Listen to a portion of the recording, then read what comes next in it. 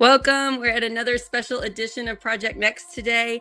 I'm Sarah Blessing. I'm with Pastor Christ Lantz, and we are talking about ICE detention centers in Indiana.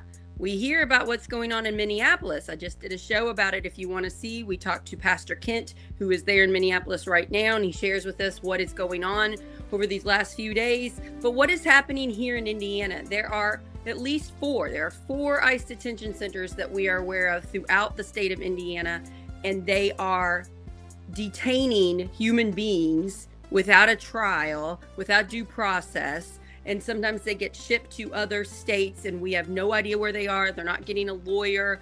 And this is inhumane, horrible, terrible. And Pastor Christ Lantz and others are leading prayer vigils, and they lead them outside of the detention centers. There is one today, but it is turned to virtual because there's a snowstorm and it is extremely cold. So we're going to talk about that. And Chris is just going to explain to us why he does this, what we can do in Indiana when we can't all just go to Minneapolis and help, and why we need to all join in this fight. Pastor Chris, thank you so much for joining us. How are you today? Fine, thanks. And can you tell us a little bit about what pastor you are of and where you live? I am the pastor at Evangelical United Methodist Church in Huntington, Indiana, which is about a half hour south and west of Fort Wayne. You're pretty far up north in Indiana? Yeah, we're probably in, again, we're a little south and west of Fort Wayne, but we're up in solidly in the northeast Indiana. Nice. I'm in the bottom of Indiana, close to Louisville. I'm about 30 minutes north of Louisville, Kentucky. Yeah, we're about an hour north or hour south of the Michigan state line, I'd say. Oh, okay, nice. So how long have you been a pastor? This is my 10th year of ordained ministry. I've been serving in churches probably for 15 years or so. Oh, wow. Well, thank you for doing that. I grew up Methodist. All right. Know a lot of great Methodist pastors. My husband and I had really good marriage counseling. My pastor Dave at my parents' Methodist church, and it really helped us. And so I just appreciate that. So that's nice. Methodist is a religion I am very familiar with. So There you go. yeah, so okay. Why? So there are detention centers in Indiana, ICE detention centers. Indiana, we're a supermajority Republican state, very red. We don't, even though 40 to 47% of us vote Democrat because of gerrymandering, because of voter suppression, because it's hard to vote, because Democrats feel hopeless in our state, we have low Democrat voter turnout. And that has led to supermajority of people that really don't listen to the majority of Hoosiers, and they pretty much just do the bully things, the bad things, taking money, corporate greed. We got all of it here in the state. And Mike Braun, our governor, up until recently, has been pretty much do whatever Donald Trump says. So whenever they've requested help with ICE, he has granted it. So this is very different from blue states and blue cities where they're saying no, they don't want it. He's like, yep, our police will help. Let us help you. Can you elaborate what you're seeing? And you know more about this than I do, I think. Yeah, that's essentially what's happening on a political front here in Indiana. I mean, we have 4 ICE detention centers, as you said, and then there are others.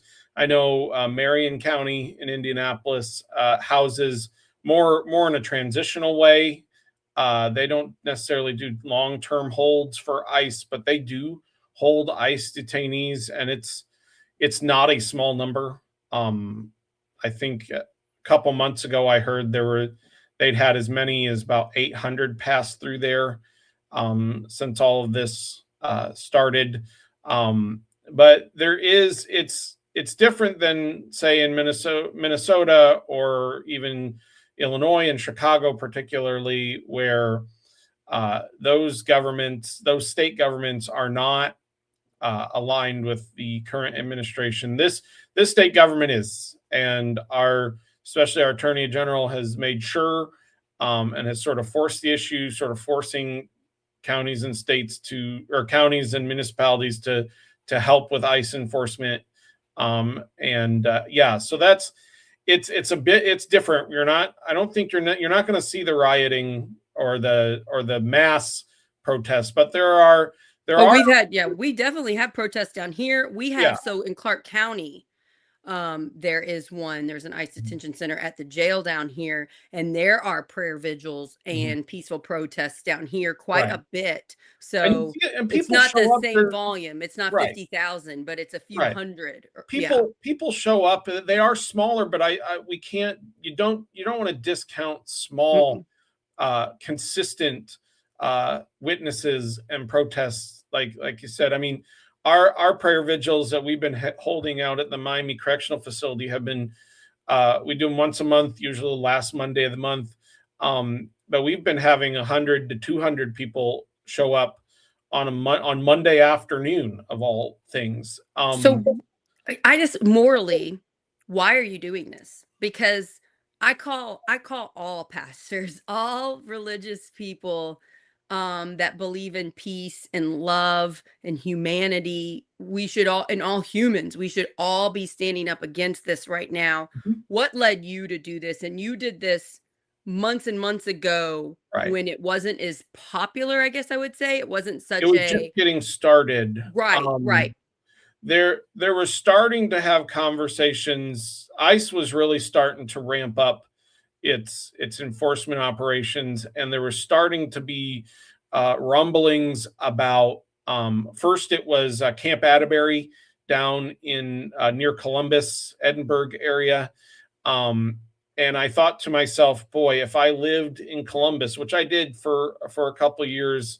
Oh, it's that's one of my favorite places in Indiana. One of my favorite places. I lived there about 10 years ago. Love that. We'd move back if we had the opportunity. I know. I love that place. Yeah. But, it's an hour from here. Yeah. But it's a little far for me to traipse down there 2.5, 3 hours to stand and do something down there. But then they started they announced the Speedway Slammer, which was just offensive to me they're trying to make the name sound like fun and look, we're making people safer, and it's that's not what this is. And it's taking something that Indiana is known for in a positive way. The Speedway, the Indianapolis Motor Speedway, is such an integral part of who we are in Indiana and as Hoosiers. And so they took that to say, well, we also, that's a Speedway Slammer because we're going to slam people in jail here in the Speedway. I'm like, oh, no. So this is where we have the Indy 500. So they're trying to connect the Indy 500, which is what Indianapolis and Indiana is one of the things we're most popular and most known for, and tie it to a ICE detention center. Yeah. And it was such a great thing, right? I watched, that's one of two races I watch, car races. Yeah, we watch it too. Yeah, it's fun. That's it. I don't watch car racing. I don't dislike it. I'm not a race car person, but boy, I watch that race every year, start to finish. And it just hit me as just morally indefensible to do something like this. And to know that, so I hooked up, I called up some of my clergy friends who that was when I decided, because Speedway Slammer, Miami Correctional Facility, is only about 45 minutes from here. It's pretty much straight down 24 to 31. And so I called up a couple of my buddies, the Reverend Matt Landry. He's United Methodist pastor in Indianapolis, and the Reverend Matt Swisher. He's a pastor in Kokomo. Matt Landry is he is our go-to. He knows how to do prayer vigils, and so he was very much my first person, and they took off from there. And the reason I'm doing the lack of compassion, sort of the brazen violation of humanity, of people's rights, of looking at immigrants as significantly less than, that we have to come up with catchy, fun, lighthearted names, slogans, nicknames for inhumane, awful things, and lack of due process and all that. And at the very least, I wanted people to know that this is not universally accepted here in Indiana, that this is not something that everybody goes along with, that there are people here in this state who, clergy particularly, who do not want this here, who do not want the government, both the state and the federal government, to be in partnership this way. And, we sort of threw it together for August, and, we didn't know how many people were going to show up. We thought, well, in fact, when we got there, the two very nice Department of Corrections officers who were sort of assigned to help us security and just, sort of keep an eye on things, they asked us how many people we were going to be in. I'm like, well, it could be just the, 8 of us that are standing right here, or it could be a lot more. And it was like 160 people showed up. And that just tipped us off to something that we hit, I don't want to say a nerve, but we touched on something really significant, and it sort of the momentum just kept going. That's great. For those of you that don't know, because my guess is there's a large majority of the country that do not know what is happening in these detention centers. I just kind of want to break it down, and you let me know if I'm skipping or getting something incorrect, Pastor Chris.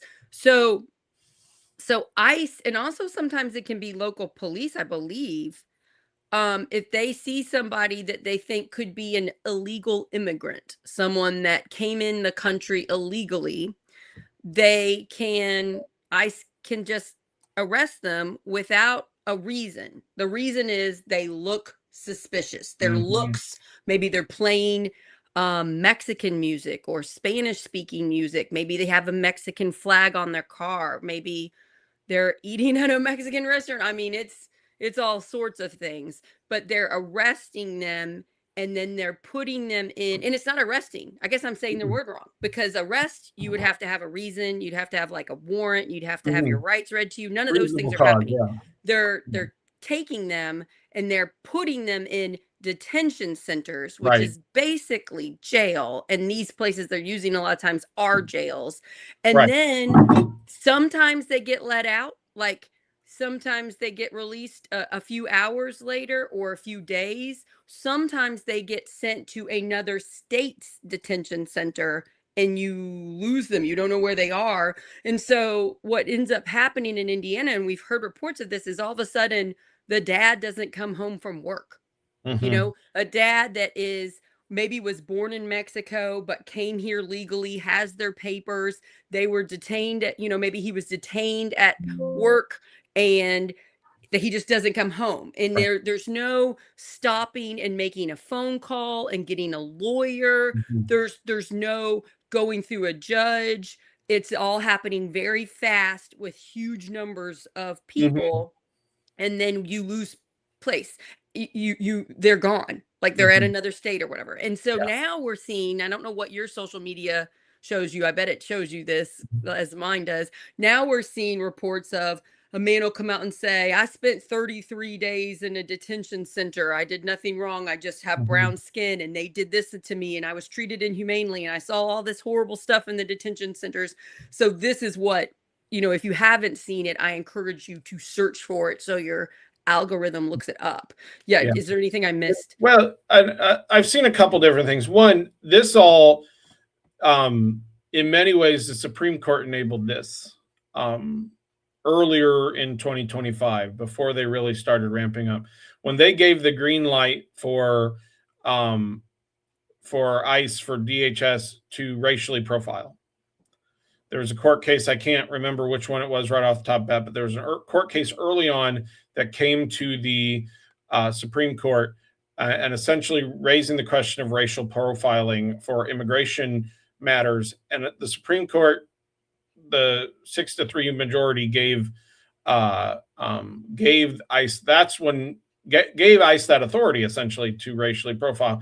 And that's really when this stuff all ramped up. I was not aware of that Supreme Court case. I'll have to go back and Justice Kavanaugh wrote for the majority, I believe. I'll have to go back and look at the details exactly, but there is a tip. There was sort of a point, and it sort of gave ICE the cover they needed to do the operations. What I have heard a lot about, and what we've heard at the vigils that we've had, have been stories of people going to their court appearances, going to their check-ins, going to their, their court ordered and court appointed check-ins with, ICE or, those whatever entities those were, and just not coming out of those meetings.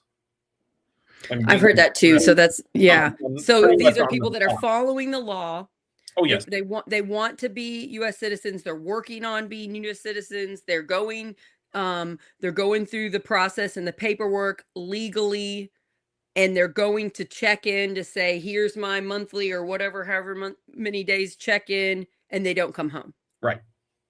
That's terrifying. Right. That is what we've heard, the stories that I have heard, and stories of folks going to immigration judges and being told in no uncertain terms, like if they would bring a child or something, like they have to have their kid with them, that they were told next time you come, do not bring the child, which is the not so subtle threat that they would be arrested next time. And so, so we've heard a lot of that. That's been the stories we have heard at these vigils. It seems to have escalated quite a bit in these last few weeks. Oh yeah. I can't believe how much has changed since the first time I met you, which wasn't that long ago. Oh, no, it was months ago, maybe. I mean, it was less than 2 months ago, I think. Right. That we had a show with Pastor Rich and Pastor Barbara Barry Bailey. Mm-hmm. And I just cannot believe how much has changed. I've also heard that there's been changes to the kind of unchecked powers ICE and Border Patrol now have, that they're able to go into people's homes without a warrant. Without a warrant. Yep. Yeah. That was an internal DHS Justice Department memo. That was not that. Essentially, they're just making stuff up, in my opinion. But that was an internal memo in the Justice Department and the DHS particularly. Do you mean by making it up? You mean ICE people are doing it and then they're coming out and saying they're allowed to later? No, they're just giving the justification for it. They're just reinterpreting whatever rule they want to make sure it fits their at their thing. And so, that's, here, but back here in Indiana, I mean, there's a lot of angst and anguish about what is happening here. And here, and not only, there's a significant Burmese population in Fort Wayne. One of the largest Myanmar Burmese located Burmese population is in Fort Wayne. Wow. And their temporary protected status was set to run out, and was set to end today. But the government, or a federal judge, put a stay on that for now. And so they're Fort Wayne could potentially be another ICE hotspot very soon. You're saying you fear that if they lose that status, or it's not an if they lose that status, it's a when they lose this status, in my opinion. But at least right now, the federal courts have put a stay on that. Or you could have seen ICE starting to make rounds as early as midnight tonight in Fort Wayne. Feasible. But so I just never thought I would be so happy that I fell in love with and married a white man and had kids and were white. And we were all born in America. I never thought in my adult life that I would have those thoughts. Right. And I have friends. I have my friend Tiffany. Her husband is from Mexico. She has 2 children that look Hispanic. And the mental struggle that she goes through every day, worrying about her husband and her 2 children. And I would do anything for my children. I mean, I would do anything to try to protect them. And I just cannot my heart breaks for these Yeah. people. It's Well, just terrifying. here's the reality. If our immigrant brothers and sisters are not safe from the authorities, we as white people are not safe from the Well, that's authorities. the different thing that's Because happened since the last time we met. right, because I mean, look at the last two high-profile murders by, you know, Immigration and Custom Enforcement and Border Patrol. They've been white people, um, and solidly, like not even like they're white people, and Not even tan white people. right, not even like, oh man, you've been out in the sun too long type people, or you've been out in the snow and your skin's browning, but but white people. And if immigrant rights are being trampled on, it is only a matter of time. And that's what we're seeing now. Yeah, Our rights from last time to this time, American citizens' rights are being taken. right. And it was American citizens' rights being taken before, but now it's white people's American rights. And this is where I realize what the government is doing, the national government, with lying about these violent murders and acting like they deserved it. It's not working. It's No, working on some. Some people are going to believe it will it. always work on some. It'll always work on some. You're so right. But I feel like a giant amount of the population is just now waking up to this in the last few weeks and realizing they need to be concerned. And I cannot fathom our government able to convince enough people that we cannot make a change in this next election. Yeah. So, And yeah, he and the trick, the what amped it up with this last guy, Mr. Peretti, I believe was his name. Yeah, Alex What Peretti. amped what sort of raised the stakes here is that he was a person with a licensed concealed carry weapon on his person that he was not brandishing. He never came out on his person, and they murdered him for it. They murdered him because, and one of the reasons is he had a gun on his person. And now the NRA is saying this was wrong. Right. We want an investigation. Boy, when you've got we've got the NRA on your side, isn't it? Boy, when I'm sitting here going, I don't agreeing with the NRA. Boy, I'm either questioning my life choices, or it's like, well, welcome to the party. Glad you're here. Welcome to the resistance, NRA. Welcome to the party. Glad you're here. Doesn't matter if you're a little late. Better late than never. Come on, let's go. Yeah, and that's why we need to be right now. We need to be welcoming to the people just now waking up. We don't need to guilt and shame them for not being concerned a year ago, not being concerned 10 years ago, or whatever. We need to say, welcome, come on in, let us educate you. Yes, and let us lovingly help you be a part of organizing to stop this. So you've got to go in just a couple minutes because you have first off, tell us how we could watch the vigil. The vigil is on a Zoom link this time, and I can I don't know if you have a place where I can send you can text it into the private chat before you leave. I'll stay on a couple minutes when you leave, so text it in the private chat and I'll copy and paste it and put it on. So you're helping to lead a prayer vigil at 2:00. Right. And everybody can attend on the Zoom link that we'll put up in just a minute. Right. And you're having these monthly. Is that correct? You're having prayer vigils? Yeah, last Monday of every month. The next one is February 23rd, I believe it is. And it's actually going to be in the evening. And I don't have those details in front of me right now, but I can get those to you. And then how can we find out more about you and this group? Do you all have a Facebook group? Do you have something that we can check? We don't have a Facebook group. We're just a group of clergy people with the Indiana Conference of the United Methodist Church, and you can go to our web or the Facebook page or our website inumc.org, and they have more information and more that you can keep up to date through that page is a if you'll put that on the chat too, and I'll put it up on the banner. I can do that. Yeah, so I just want to thank you and every clergy member that is using their voice as a leader, as a religious leader, to call this out. I think we need more than ever. So doing our best. I cannot believe how much has changed from then we met last time to now. I do have hope we are getting organized. We are working together. There's a lot of trainings going on and how to be nonviolent and peaceful, and how to shine a light that this is awful.